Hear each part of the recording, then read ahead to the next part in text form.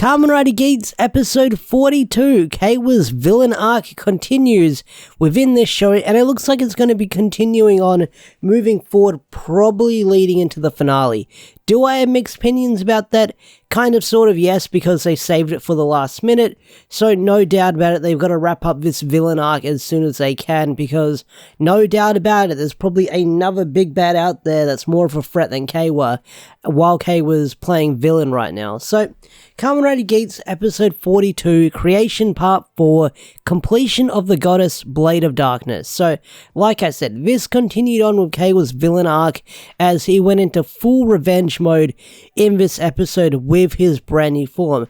And what we got was some really cool fight scenes in this episode. Not only Keiwa, but also Buffer as well, as he took on Kekera and Beroba with their brand new premium forms, as they call it. So, their brand new forms, they're not rider forms, they're Jamato forms, but they're called premium forms, and they're very monster looking, and they look alright, I will say that. They're like very Kamen Rider-esque villain forms, like if you've seen Toku, and they're very different from what I was expecting they would be getting, because I thought they'd be getting hot CGI mess forms again, like they did last time. But it's cool to see them actually have suits, but they're not rider suits, so that's kind of surprising. Will they get proper rider suits later down the line? Possibly, I don't know. So, Keiwa going through his whole Linkin Park crawling in my skin phase, where he hates everyone right now for what the Goddess of Creation did. He had some pretty cool scenes in this episode, some really great fight scenes, I will say that. There was some pretty good fight scenes in this episode. So, we had finishing up the Buffer versus Tycoon fight in this episode, where Tycoon almost went for the kill. Keiwa almost did it. He nearly cracked Buffer's ID core, but he was able to stop him. But he doesn't kill Buffer, of course, because Buffer's going to stick around till the end because he's a main rider. But he says when he leaves them alive, saying, I'm not going to kill you because you can live with the sin for what you did to my sister. And then he just kicks him in the face and walks away. So, Angsty Keiwa has been quite the interesting ride so far. But Buffer even got a really cool fight in this episode as well. Didn't get a W, didn't get the dub, but he got to fight frickin' Kekera and Beroba's brand new forms, the premium forms as they called them, and it was a pretty good fight scene where he was able to hold his own against them, and then when he switches to the twin command sword and the jet mode, he gets his ass handed to him where he flies around the place and nearly crashes, and that sucks because he was doing so well, and then when he switched forms to change it up a little bit so he can get the advantage, he just fumbles it, so that sucks. That sucks indeed.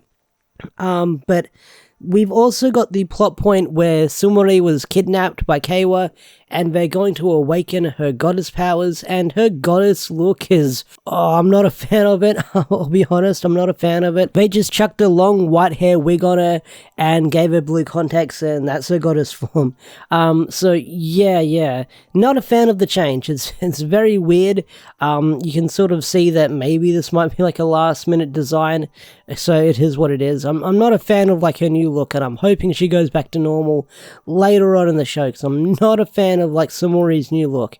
Make her go back to wearing the casual outfit that she had a couple of episodes ago. I like that look.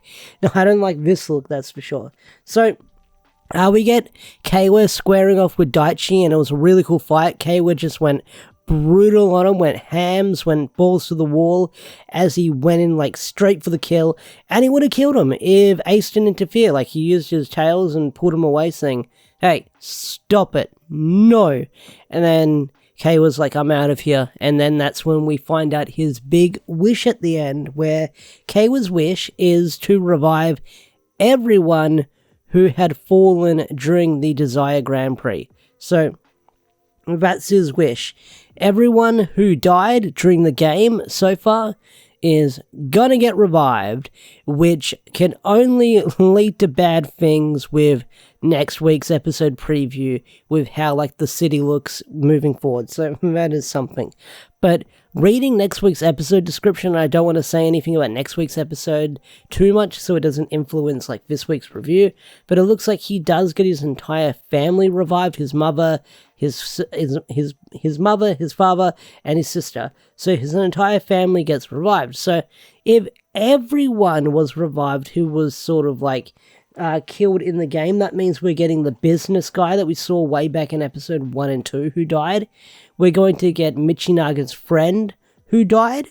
And no doubt about it, probably a bunch of other characters who probably died before the game even began. So we could be seeing them. But seeing how a wish this big is happening, it's not going to have good results, I can tell. Like, but the thing is, like, Ace is meant to have, like, creation powers. I guess his creation powers don't rule over the goddess of creation powers, so he can't, like, stop it or intervene. But it looks like the reset switch is getting hit once again in the world of Geats, which is kind of sucks because that's what they do in this show. They just hit the reset button. But it looks like things are changing in the world now that they're hitting the reset button. Like, this is a wish where there are consequences for getting, like, a wish like this granted. So I am wondering what's going to happen next week, because next week's episode does look interesting with the episode preview moving forward. But one big question that's on my mind is, this show only probably has, like, a handful left of episodes to air before, like, the show wraps up, and we'll move on to the next Rider series for 2023. So I am curious, and I know I say that a lot, I am curious. I am very curious to see how they're going to wrap up everything with this show within 8 episodes, unless they're going to either leave it for the winter movie, which are the epilogues, or see what they can wrap up as many things as they can before, like, the finale. So I'm guessing whatever Keiwa made with this wish is going to have consequences, and they'll try to wrap up whatever plot threads they can do within this new world. Like, there are some things that are left unanswered, and I don't think we're going to get answered, and that is Wynn's, like, grandfather and their connection to the Desire Grand Prix. I don't think we're going to get an answer to that. It was like a big teasing plot thread. They brought it up in the Punk Jack special again, but it hasn't been brought up that much since. I guess he rich, he got money, so he's connected to him. So we've got that. But either way, this episode, a lot of fun, really enjoyed it, and whatever Keiwa did, I'm excited to see how fucked up he made the world moving forward. Like, be careful what you wish for is something they always say, and let's see what Keiwa wished for and see how much it fucked up the world, and he should have been careful. So with that said, I'm going to bring this review of Kamen Rider Geats to a close. So if you enjoyed this video, hit that like button, subscribe to the channel if you're new, all that good stuff. I know my Kamen Rider Geats reviews don't do the best on the channel. They're kind of slowly dwindling in numbers, but that's okay.